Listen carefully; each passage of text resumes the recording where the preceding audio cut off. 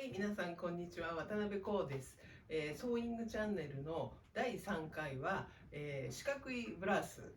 を紹介したいと思います。で、作品はこれ、私が着ているものです。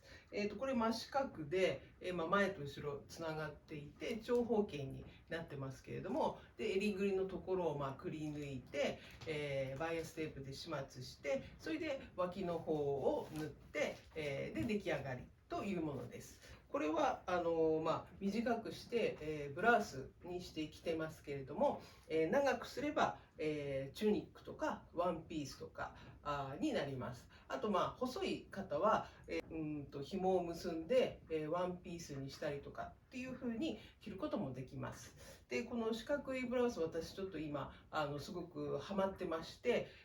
第1回で着た、これも四角いのに、袖をつけたものです。袖とそして襟のフリルをつけたんですけど、ちょっとその分作り方は複雑になりますけど、布地もいろいろと楽しめますので、こちらのこの大胆な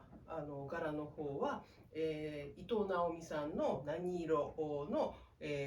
麻生地になります。好きな感じで、好きな色でいろいろ作って楽しむといいかなと思います。